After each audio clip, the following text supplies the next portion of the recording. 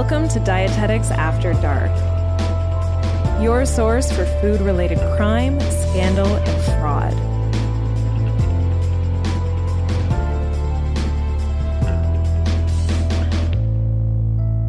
Hi, Sarah. Hey, Becca. How's it going today? It's going well. It's so sunny outside. I know, it's warm.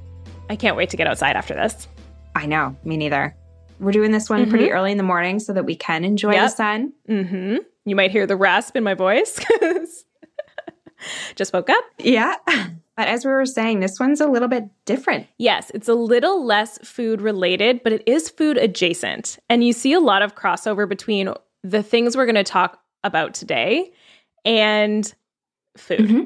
I think that's one thing that I love about this podcast is that as long as it has something to do with food, the industry, drink, we can talk about it. We can talk about it, yeah. Even if it's a bit of a stretch, it's up to us, really. And another super exciting thing that happened, which actually made me feel so proud, but one of our episodes made it onto a course syllabus. Woohoo! How cool is that? It's an honor, truly an honor. If you're a student that was forced to listen to this podcast, we hope it wasn't too painful. We hope you enjoy it. Students are listening like, oh, couldn't this just have been a reading? I know. Stop talking. Let's get into the material. Yeah.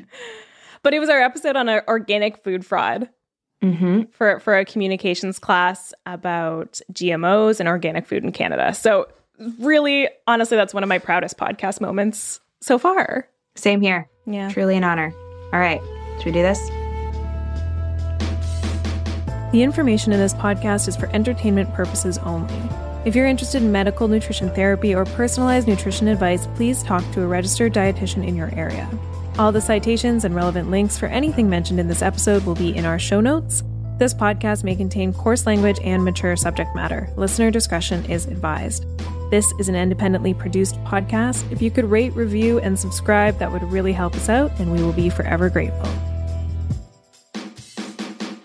All right. So you asked me to talk a little bit about multi-level marketing businesses. So that's MLMs.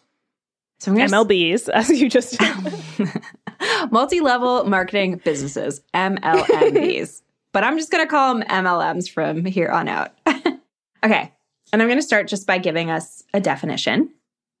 An MLM is a legitimate and legal company that sells products or services through person-to-person sales. So an MLM employee is selling directly to another person, either online, from their home, or from the home of someone else. And here I kind of think about when I was younger, my mom used to go to like Tupperware parties and things like that at her friends' houses. And typically somebody else would come and put on this party at somebody's house. Yep, absolutely. I remember Tupperware, and I really remember Pampered Chef. Pampered Chef too, yeah. Okay, so if you decide to join an MLM business as a seller, the company may call you a distributor, participant, or contractor. These types of businesses can earn you money in one of two ways. And that's either by selling the products of the MLM business or by recruiting new members or distributors and earning commissions on what they buy and sell to other customers. So every member that you or your team brings in will become a part of what's called your sales network. And depending on the MLM structure, you may earn commissions on people within your sales network. So even if you didn't recruit them into the business yourself. I feel like that's where it gets a little sketchy, even though they are legal, completely legal, but it's this idea of recruiting new members and like that your livelihood is reflected in how many people you can recruit. Absolutely. And I'll get into kind of what the difference between an MLM and a pyramid scheme is, because there is a difference. Okay. Pyramid schemes are illegal, but MLM businesses are not. A pyramid scheme may look like an MLM business model in terms of its structure, but it will cost you and your recruits time and money and often ends up scamming individuals out of these specific resources. In pyramid schemes, you do not earn money by selling products or services, but by the number of individuals you recruit into the company. In both MLMs and pyramid schemes, you may be required to purchase a certain amount of product in order to participate. And back when I worked at the MLM company Stella and Dot, as I mentioned at the end of last episode, I did have to purchase a starter pack of jewelry in order to sell it, which is interesting looking back on it. But I think it was about $400 or so. And I mean, I got to keep all the jewelry, and I don't really have any regrets about it because it's nice jewelry. I ended up making a little bit of money in the long run, and it was a decent experience for me. That's cool. Did you eventually make back more than $400? So I would say I probably came out even.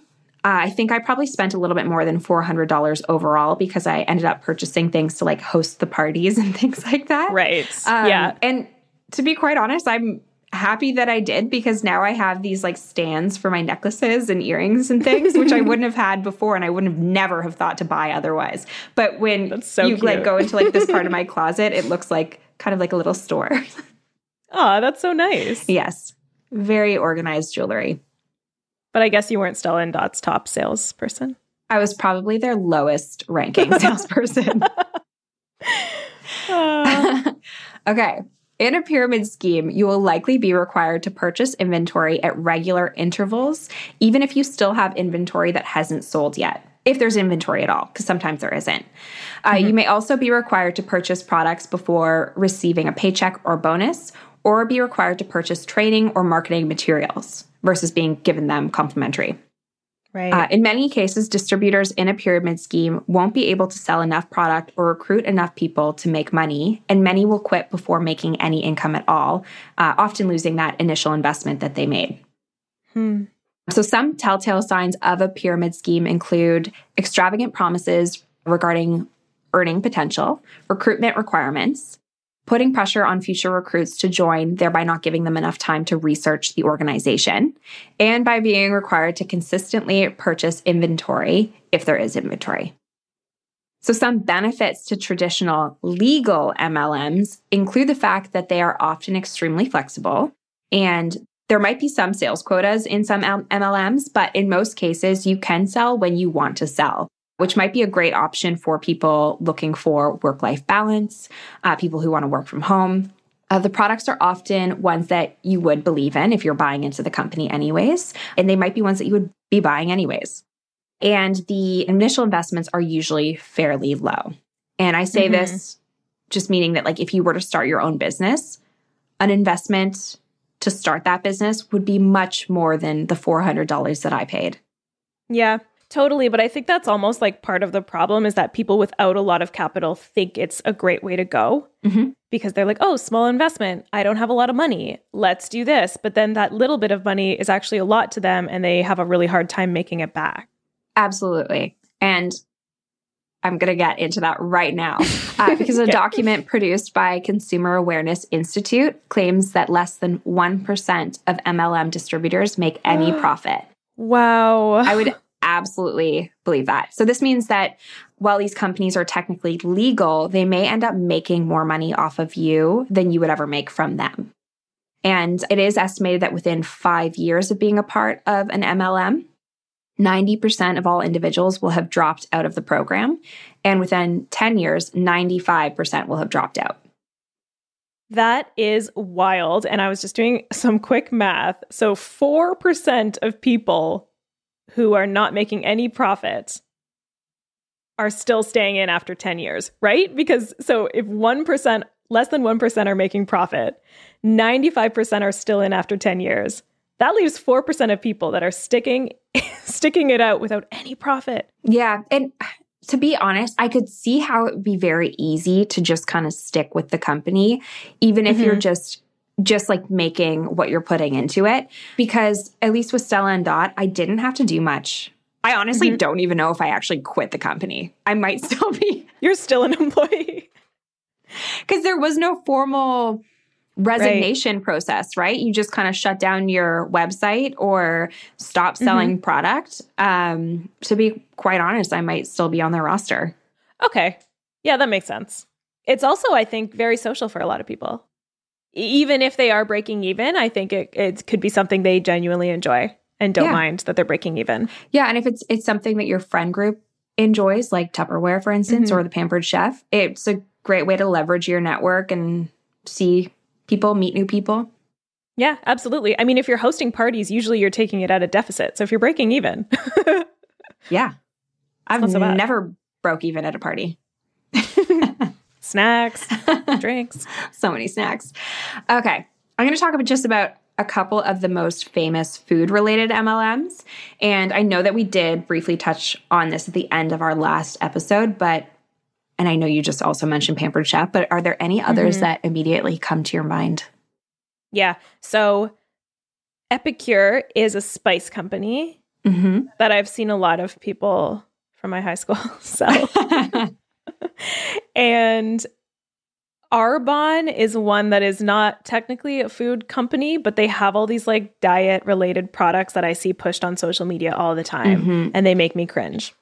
Yes. And that is one of the strangest things that I found in this research was that there are so many companies very similar to that where they're selling supplements and things like that are making it huge. And I don't really understand what it is about nutrition supplements that people would prefer to buy them, I guess, from somebody else in this type of way versus at Shoppers Drug Mart, or it's interesting. That's interesting. I don't know. Okay. So based on 2019 revenue, the highest earning MLM in 2019 was a company called Amway. Have you heard of them? Wow. No, actually. Okay. Neither had I. But they were founded in 1959, and they apparently sell health, beauty, and home care products. And these include things like supplements and energy drinks. And they reportedly made $8.8 billion USD in 2019. Okay. And that's $11.2 billion for you Canadians out there. They must not be that common in Canada. I do think that they have a presence in Canada, but yeah, you're right. You're probably right. It's probably less. I bet it's more in the States. But a lot of the brands that were on the list, I didn't even, like the top brands, I didn't really recognize. So I picked out a couple that I recognize that I think you might as well. And the second one here is Herbalife, and it was number 4 on the list, and they earned $4.9 billion in 2019. They were founded in 1980, and they employ just under 9,000 people, and they also sell a lot of dietary supplements. Yep, they do. Someone sent me a picture on Instagram the other day and was like, hey, what do you think about these products? I'm thinking about buying them for my friend. And it was Herbalife. And some of the claims were just like, this drink will burn 80 to 100 calories was one of them. And I'm like, well, that's not true. Are you running while you drink it? I don't want to get into the details of it, but some of the claims were so outlandish to me. And clearly there was no sources on the page. There was no explanation of how scientifically that could be possible. It was just like these outlandish claims. And I wasn't too happy. Yeah, it's a fine line because I don't see any issue with taking certain dietary supplements, especially being a female in your baby producing years, because there are definitely nutrients like iron and folate that are necessary. But again, just look into the claims on your dietary supplements. For sure. There's nothing wrong with supplementation, especially if you need it. But the one I'm specifically thinking of, and I will absolutely not name names or anything, but it was an energy supplement that burned 80 to 100 calories. Yeah, those two things don't make sense. If you're burning 100 calories of energy, which isn't possible from consuming something. Unless it's eating away at the lining of your stomach. Yeah. But it doesn't give you energy then. By definition, it depletes your energy. Yeah, that's so true. It just doesn't make sense in terms of physics. And anyways, I was really happy that someone reached out to me, and I thought it was really nice. And yeah, but just be mindful of these claims, please. Yes. Talk to a dietitian. Yes. They're great at things like this. Okay. Another company, Tupperware, which we've talked about a couple times, but they made an estimated quality. Such good quality. Such good quality. They made an estimated $2 billion in revenue, and they were number 11 on this list.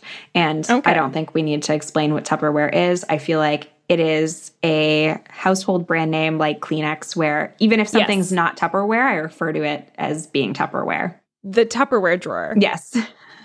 Mine is not filled with Tupperware. It's filled with like IKEA brand stuff, but I still call it the Tupperware drawer. Yes. And I do own quite a bit of this stuff because one of my cousins actually works for Tupperware. So sometimes I get the stuff that she doesn't want, which is amazing. But the company was founded in 1942, and currently on their website, it says that you can become a Tupperware representative for as low as $20.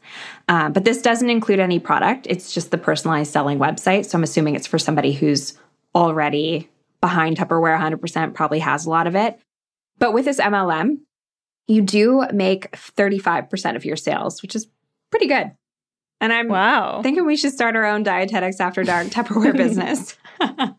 Could we brand it? Could we stick Dietetics After Dark on our containers? 100% I would do it if we could do that. That'd be awesome.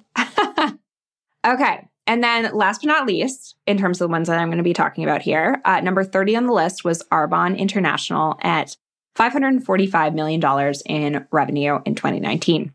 And I know that we both mentioned receiving messages from these reps and whatnot. So to be honest, I was actually kind of surprised that they weren't higher on the list, because I feel like in terms of the four that I've just mentioned now, I hear about them the most currently. Yes, same. I think they might just be more current and maybe have a bigger social media presence. Yeah, possibly. It's a good call. So Arbonne was founded in 1980, and they sell things like vegan skincare, cosmetics, and nutrition products.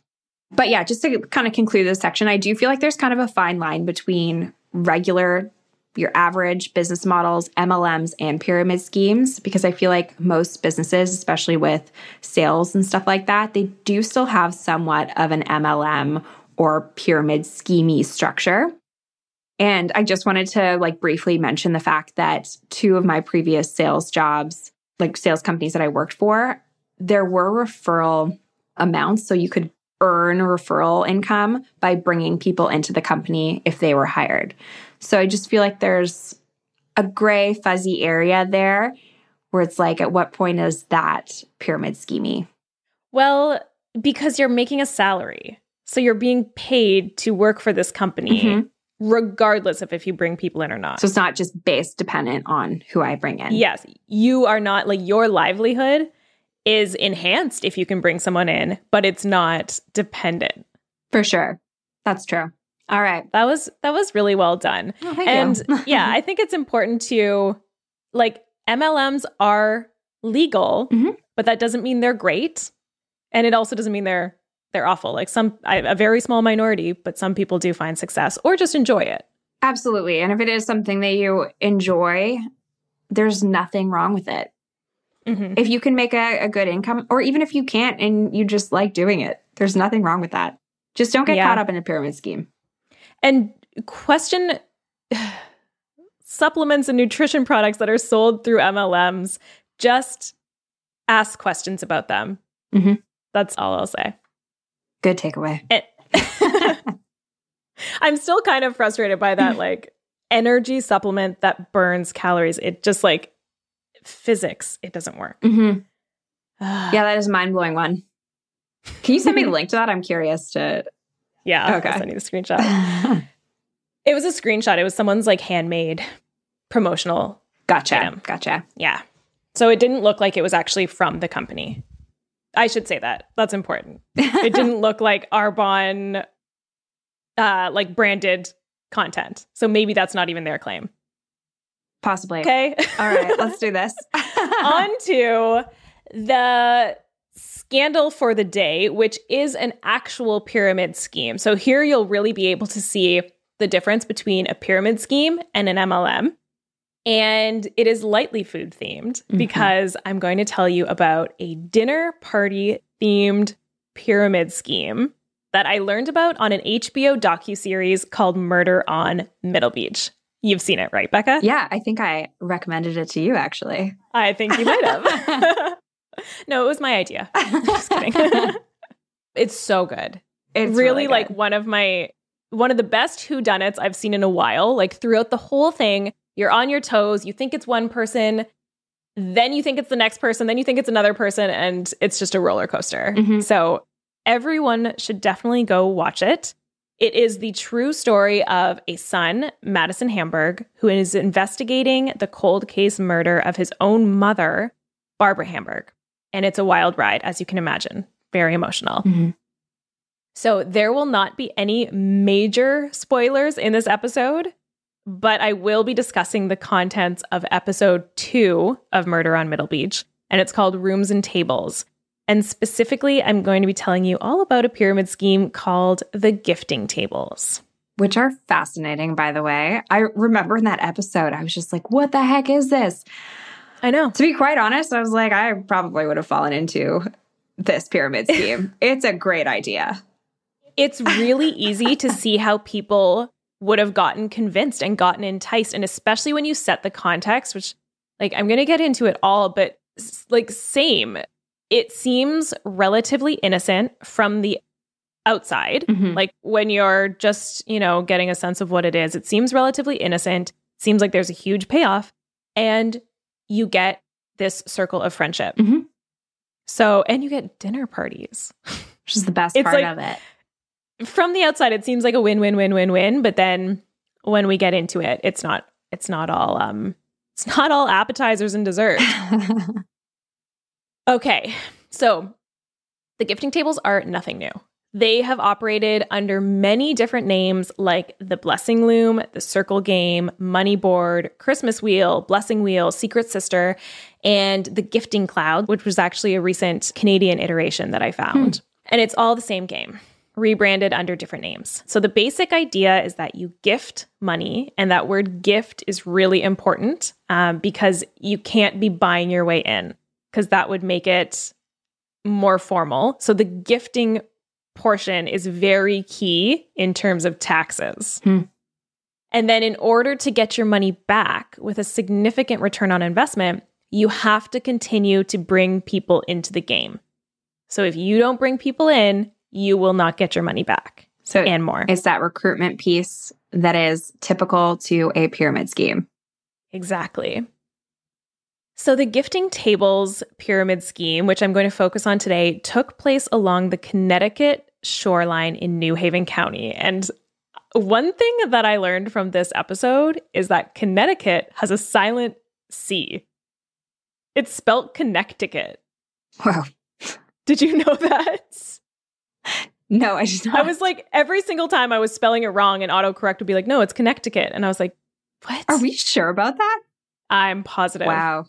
You can Google it. I Googled it today because I was like, there's no way it's Connecticut, but it's a silent C. Oh, us simple Canadians learning so much. Connecticut, but it's Connecticut. Okay. So what exactly is a gifting table and what the heck does it have to do with food? Let's find out. The gifting tables are branded as women's empowerment groups, friendship circles, sisterhoods. And so they draw people in with this premise of women helping women while also giving back to the community. So like you said, it seems innocent. I can see why it would be appealing to many people at the time, especially because this story takes us all the way back to 2008, when the United States was in the midst of the subprime mortgage crisis, aka the Great Recession. And so this was the most severe economic downturn since the Great Depression of the 1930s, and people all across America were struggling to make ends meet. Unemployment rates were high, and people were feeling desperate. And so women nationwide were actually joining gifting tables at higher rates than ever before, both to battle the emotionally taxing effects of the recession, but also to find a sense of sisterhood. And so like this was all really surprising to me because I was like, oh, this must be a Connecticut thing. There's no way this happens all over the place. This whole structure of the gifting tables is nothing new. Mm-hmm. That is fascinating. Kind of crazy. Because I'd never heard of even this type of scheme before. No. But like when I think about it right now during the pandemic, I would love the opportunity to be a part of a friendship circle. Yeah, the friendship part. But don't speak too soon about the actual gifting table. Don't get ahead of myself. Okay, so what exactly is a gifting table? This is where the food part comes in. And honestly, even this part is cute. Okay, we're not promoting gifting tables here. Not. Let's just make that very clear from the get-go. Yeah, the story will turn. Absolutely. But so a gifting table has 4 models in the pyramid, and it's modeled after a dinner party. So level 1 is the bottom level, and it's made up of the appetizers. And these are the women responsible for literally bringing appetizers to that week's meeting. The second level is the soups and salads. And as the name implies, they bring the soups and salads. Third level is the entree. And then the final level is the dessert. And of course, they bring the entrees and the dessert. So these dinner parties were probably amazing, especially because it's pyramid. So the appetizer level has 8 people. That's 8 appetizers. Soup and salad level has 4 people. Entrees has 2. And the dessert position is the coveted position, and it's held by just 1 person.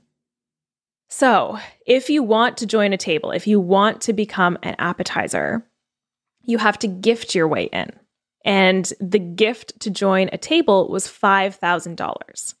That's a lot. So to get your way, it's a lot of money. It's a big chunk. And yeah, so to get your way into this appetizer level, you have to give $5,000 to the table, which will eventually, once all appetizer positions are filled, go to the dessert position. So the person holding the dessert position will get $40,000 when the table is filled. Okay. So $5,000 from each of the 8 appetizer people. So 5,000 times 8, $40,000 going to the dessert person. And that's $40,000 for one dinner party. For one filled gifting table dinner party. Yes. Quick question. Is it typically the person in the dessert position who is hosting the party, or does it kind of just depend? The dessert position that is hosting the dinner party. Okay. I was going to say, and they typically have a lot of power. Okay. I was going to say, make more sense if it was the entree person, because I feel like entrees are hard to transport, but... They definitely are. Next time you're in a gifting table, bring that up. So once the gifting table has been filled, the $40,000 has been given to the dessert person, everybody can advance a level. So the people who are in the appetizer spot move up to the soup and salad spot. The soup and salads move up to the entree moves up to the dessert, and the dessert person exits the table to either join another table or, move on with their life. Okay. So in order for the gifting table to keep working properly, the appetizer spots need to keep being filled. So the appetizers that moved up to the soup and salad spot, they are now responsible for bringing in people to fill the appetizer spots again. And of course, with every new person, that's another $5,000. Okay. Do you see the problem yet? I absolutely see a problem, but for some reason, this type of pyramid scheme excites me. I think you're still into it. I can't help it. It's like a dinner party where you could make money. It sounds fantastic, but I know that it's bad for so many reasons. Well, one reason is that in order for everyone to get their money back, you need to keep bringing women in. That's the only way for this gifting table to keep perpetuating and to have people make more and more money. It's not a circle, it's a pyramid, right? So eventually the people at the bottom will get screwed over because it's not an infinite process. And if you can't find people to bring in, then you're SOL. Exactly. So I'm going to take you all the way back to New Haven County in Connecticut in 2008.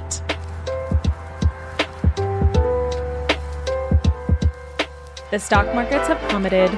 Low by Flo Rida and T-Pain is #1 on the charts. Remember that? Good tune. And the gifting tables are absolutely thriving in New Haven County, thanks to Donna Bello. So Donna Bello decided to join the gifting tables because she was a divorced mother of 2 and she had started her own business and she could use the money. And throughout her time with the gifting tables, she actually rotated through the tables at least 5 times. So if you do the math, that's a minimum of $200,000 just from hosting these dinner parties. Okay, quick question. When somebody leaves the gifting table as a dessert, do they have to then join another gifting table as an appetizer? Or do they start somewhere? Yes. Okay, so she went through that process 5 times. Yes, okay. Which means she's really effective at bringing people in. Gotcha. Yeah. So in the Murder on Middle Beach documentary, Donna is interviewed and she talks about the gifting tables almost fondly. Like she's remembering this time in her life where she was on top of the world, and she insists that the gifting tables were a network of women just looking to help each other out and raise money for different people and give money to organizations in the community. And she really doesn't admit or act like she was doing anything wrong. Okay. So another major player in the gifting tables, Donna was like she was like the queen pin, the ultimate dessert. Another major player in the gifting tables was Jill Platt. So Jill met Donna through the gifting tables, which at the time were being hosted at Donna's house. And Jill ended up becoming another major figure in the Connecticut ring. So at this point, you might be wondering, because I was, and I know you are actually, is this whole gifting table thing really that bad? It seems innocent. It seems kind of fun. It certainly seems profitable. And one of the major reasons that it actually is that bad is because the money that's being exchanged is called a gift to take advantage of a loophole and avoid paying taxes on this massive chunk of income. Mm-hmm. And that's what women who were entering were being told, but it wasn't actually the case. So turns out you do actually have to claim and pay taxes on these very large sums of income. Okay. So it's tax fraud. So this is where I feel like lines are very fuzzy. Mm-hmm. Because if you receive an actual gift, mm-hmm. you don't need to pay tax on it, right? Sorry for questioning you. No, it's a good question. But I think it's more like this. It isn't a gift. Mm-hmm. It's an investment because you get that $5,000 back. Right. Right. So it's they're calling it a gift. That doesn't mean it actually is a gift. And the reason that they were thinking this likely is because they weren't working as a formal business. Totally. Even though they technically were. There is a whole set of rules to joining these gifting tables. And one of them is that you can't tell anyone. Like you can't even tell your partner. I remember that from the documentary. Yeah. And you can't refer to it as anything other than a gift. And like it's clearly more than a gift if there's a set of rules that are involved with your gift. Yeah, like it's a secret society. Yeah. And the reason they clearly didn't want you to tell anybody else was because they didn't want other people to be like, hey, this is a scam. Absolutely. Okay, so you might also be wondering how this relates back to murder on Middle Beach. Okay, so Barbara Hamburg was a newly divorced mother of two living in Madison, Connecticut, which is part of New Haven County. And despite the fact that her ex-husband was a very wealthy man, he was not paying child support at the time. So Barbara was struggling to support her two children, Madison, the boy he's the one who actually made the documentary, mm-hmm. and his younger sister, Allie. Jill Platt was Barbara's aunt by marriage, and she had been helping her through this tough time and ended up inviting her to join the gifting tables. Now, shortly before Barbara joined the gifting tables, she had actually started drinking heavily, and she was charged with a DUI, and she ended up going to rehab and getting sober and started attending AA meetings for addiction support, which was great for her. And she actually really thrived in AA. But when Jill Platt offered Barbara the chance to join the gifting tables as well, she saw an opportunity to not only make money, but also to find another source of that emotional friendship support. And so Jill invited Barbara, Barbara accepted, and Barbara excelled. She was very outgoing. She was just like a beautiful personality. People liked being around her. And she was great at convincing more people to come into the tables. Barbara quickly climbed to the dessert rankings herself, and she moved through multiple tables. And she actually ended up becoming a Donna of her own ring of gifting tables. So now there's like this massive network of gifting tables all across New Haven County. And it's like divided into thirds. So Donna has this kind of OG gifting circle ring, and then Jill has her own section, and Barbara has her own section. And they're like the three masterminds. And so, for instance, Donna, who might have multiple gifting tables under her, is she making any income off of these additional gifting tables that work within her social network? That's a great question. I didn't find anything that said that. Okay. But I also think that there's quite a bit that's still not known about how these operated. That's fair, for sure. So, who knows?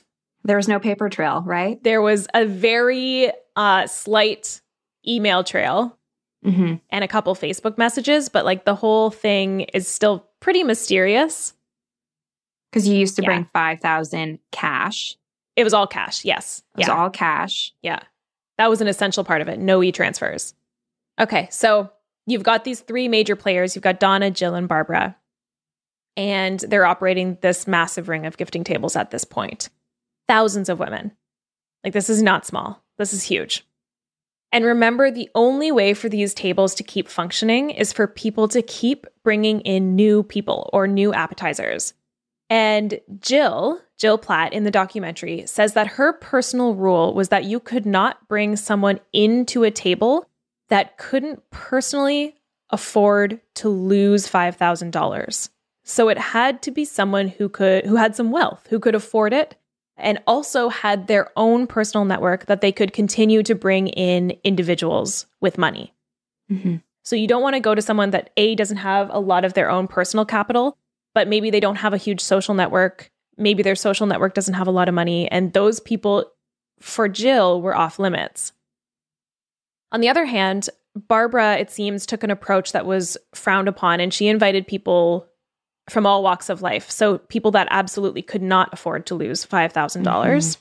And she eventually invited Jill's own sister, Tracy, who did not have a lot of money and could not afford to lose $5,000. And this caused a huge rift between Jill and Barbara. So this is when their tables formally separated. So Jill had her section, Barbara had her section. Barbara also, this was majorly frowned upon, recruited many members from her AA group to join the gifting tables. Yeah, that's not a good call. It's a bit of an abuse of trust, because you form this really, I think, strong bond in AA groups. And, it's a place of honesty and vulnerability. And to be recruiting people into a pyramid scheme from that group was looked upon very poorly. Yeah. And you might also be dealing with people who have addictive personality traits and mm-hmm. things like that. So yeah, I could see how that would be frowned upon. Yes, definitely.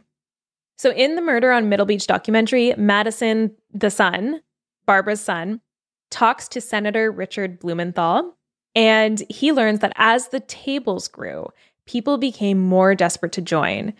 Remember, this is during the recession. People are having a really tough time. So you had women joining, not telling their partners that they were joining, selling their boats, selling their cars, refinancing their homes, asking their parents for early inheritance, asking their children for money, just to get this $5,000 entrance fee to enter a table.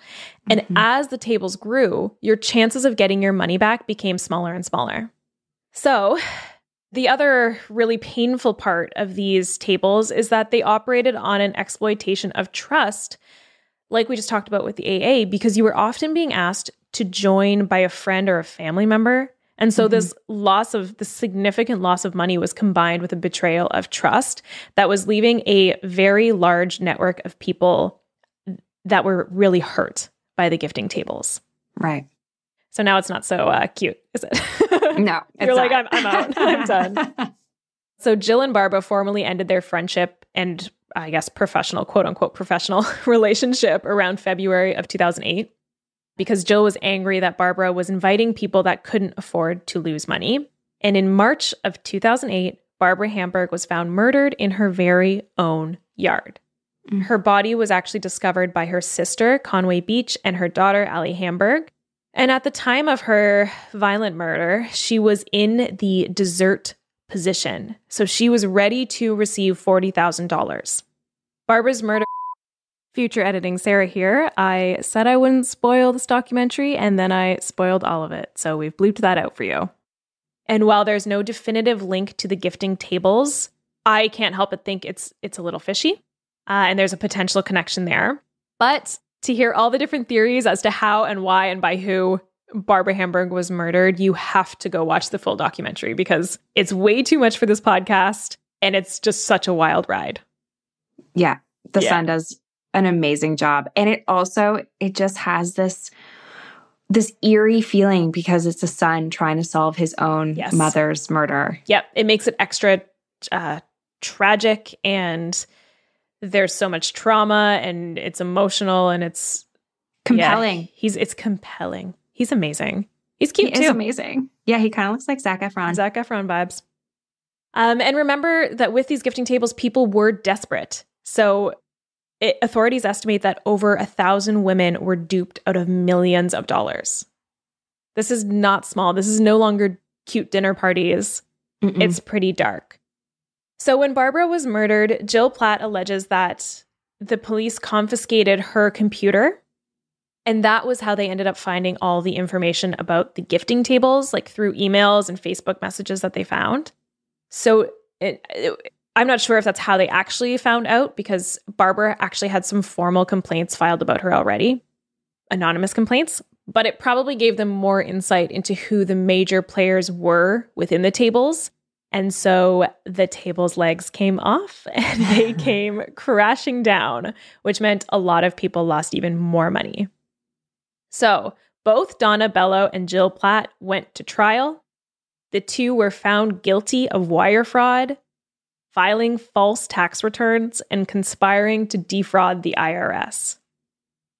And the wire fraud is related to them just chatting about this over email. So it's not the actual transaction of the money. It's just conversations about it. Yes. So because they can't fraud. Necessarily trace all the cash. Yes, exactly. Which is probably worked in their benefit. Yeah, it absolutely did. You'll see.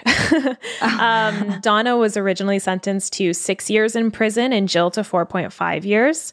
And the women both had to pay restitution totaling $32,000 to 5 women who lost money in the tables. So thousands of women lost money. They only had to pay restitution to 5. And Donna Bello had to pay an additional $15,000 fine. But they both appealed their convictions and they ended up having their sentences reduced to 48 months for Donna Bello and 30 months for Jill Platt. And they served them and now they're both out of jail. Which is like, this whole this situation is bad. People got exploited. People were hurt. But the line between criminal and victim is like a little blurry here. So like at what point, if you're in the table, are you a criminal and are you a victim? Because if you're at the bottom of that pyramid scheme, you also joined expecting to make $40,000, which means you're contributing to a pyramid scheme. Absolutely. And I don't think that their intentions of even starting this scheme were bad. No, it does sound like it started out like a sisterhood and changed very rapidly once other people started getting involved that weren't part of their immediate circle. Yeah, totally.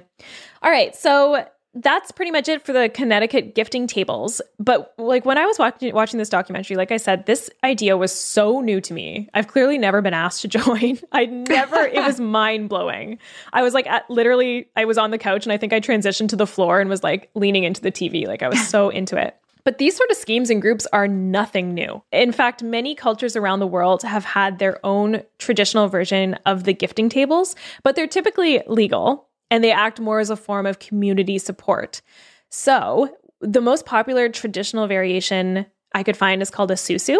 And it originated in West Africa and the Caribbean as something called a Rotating Savings and Credit Association, or a ROSCA. And this is where a group of individuals agree to pool their resources and save money and borrow together. And they really genuinely support each other in this form of like friendly banking.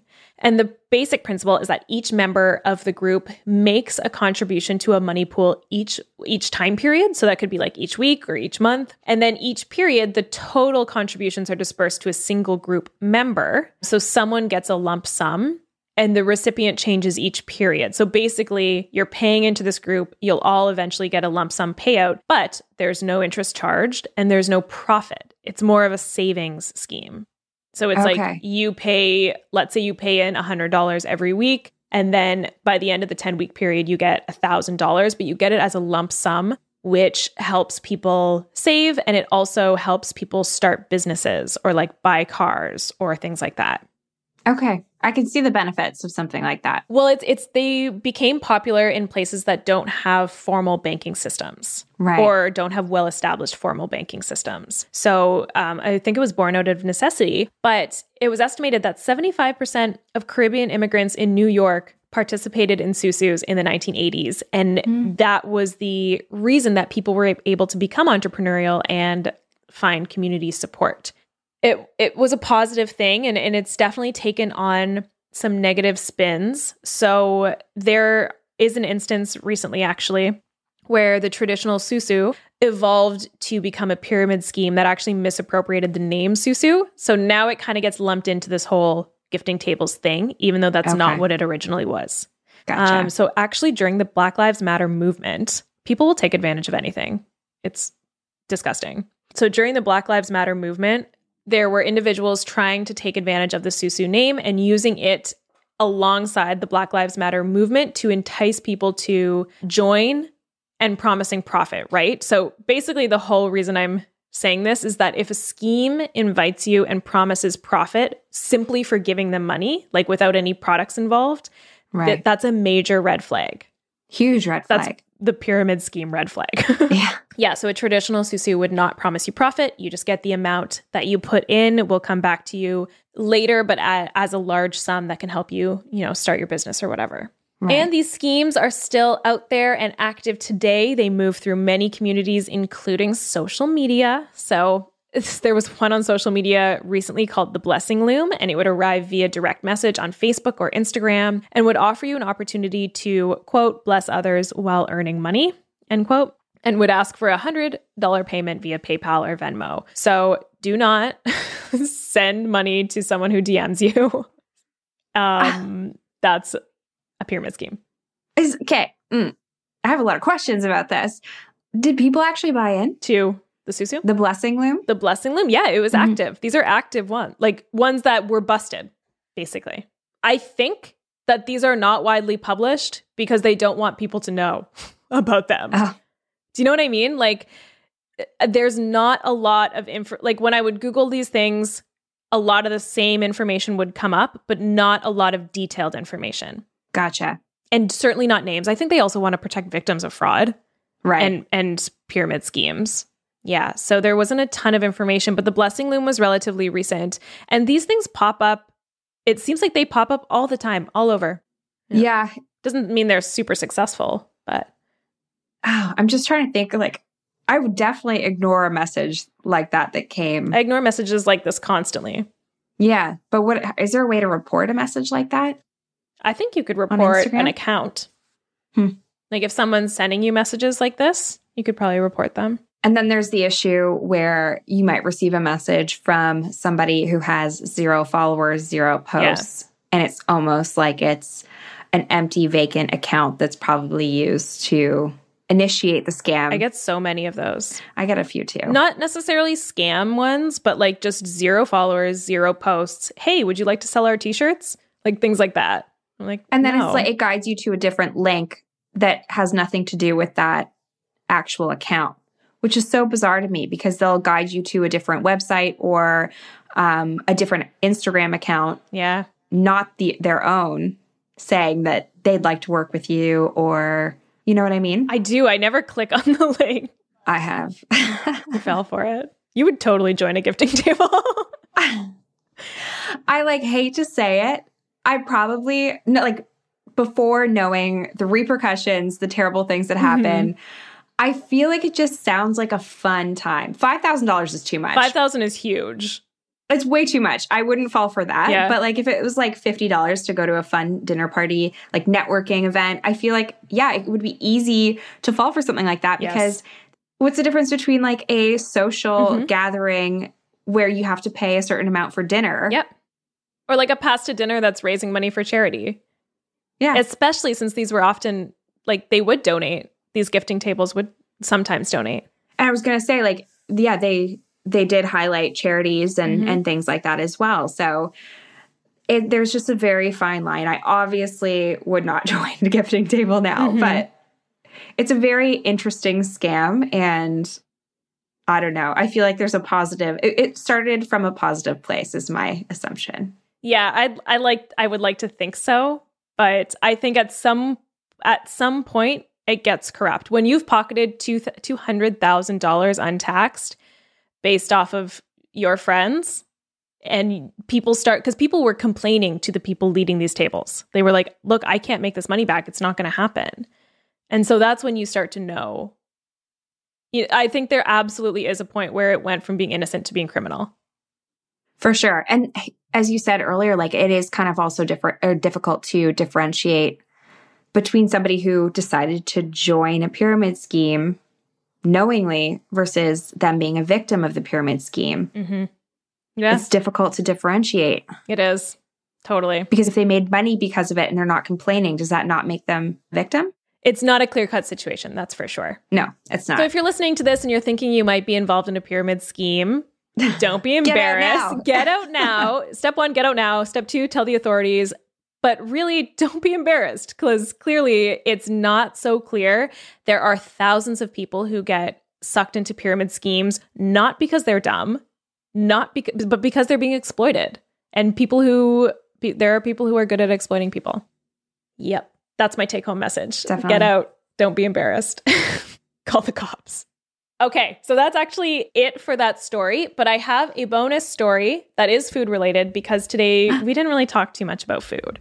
I'm excited. Okay, so didn't know this was coming. I'm hoping that you don't know what this is, but do you know what pine mouth is?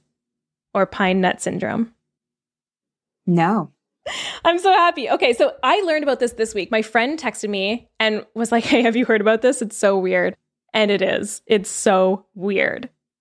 So pine nut syndrome or pine mouth is when it affects a small minority of people who eat pine nuts and get this intense coppery metallic taste in their mouth that can last for weeks. So it's technically called cacogwasia, which means bad taste, or metallogwasia, which means metallic taste. And symptoms develop 12 to 48 hours after eating pine nuts, and they can last up to 3 weeks. Okay? That's bizarre. The flavor has been described like you're sucking on like a handful of pennies. Like it's really intense and coppery and like metal. And the worst part is whenever you eat or drink something, it gets more intense. So you can't taste anything, basically. It's this really strong metallic flavor. And it's super rare, but it's been well documented. And scientists don't actually know what causes it. But it is common enough that some pine nut packages carry a warning that says, some individuals may experience a reaction to eating pine nuts characterized by a lingering or bitter metallic taste. Wow. Isn't that interesting? So there's not much information on it just in terms of what causes it, but is there any information like, does this affect people other than the fact that they have metallic taste in their mouth? Not at all. So people who experience pine mouth have typically no other physical symptoms. There were a couple of cases where like shortly after eating the pine nuts, there'd be like a slight nausea, but it would go away. Like it was kind of a nothing symptom. And while it seems to be reported most commonly with raw pine nuts, there are documented cases of pine mouth that have occurred from raw, cooked, or even processed pine nuts, like in pesto. Interesting. Yeah. But like if you've eaten pine nuts before and you've never had this, you're probably safe. But it is this like rare reaction that occurs in a very small percentage of people. But like, can you imagine weeks of this?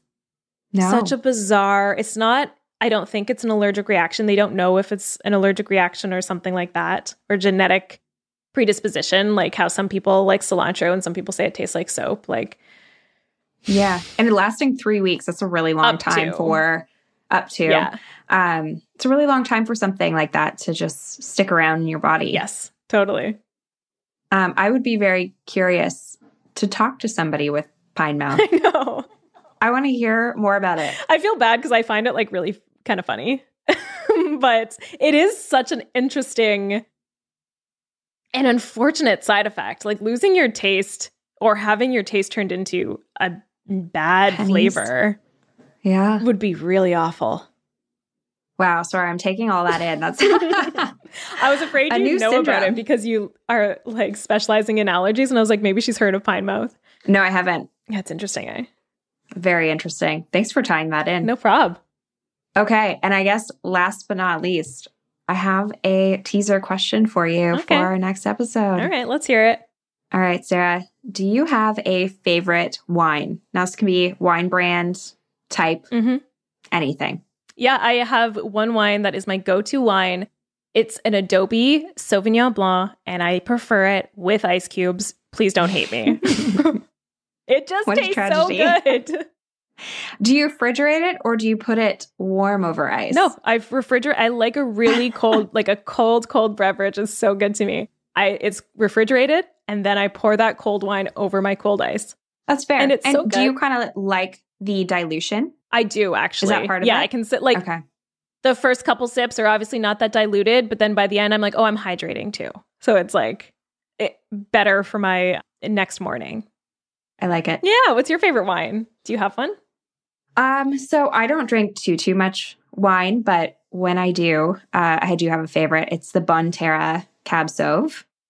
And it's an organic wine. And the reason I have switched over to organic more recently is I find, and I think it's the sulfites, but sometimes when I drink wine, I just have a real upset stomach the next day. Yeah, totally. There are some wines that just don't sit well with me. And I can almost tell by flavor, like if this is going to be one that I honestly, I should look into this more. One of my friends is a wine expert, so I could totally ask her. But like there's certain flavors that just, I know that this wine is not going to make me feel that great the next day. And it might be a quality thing. I'm not sure. Yeah.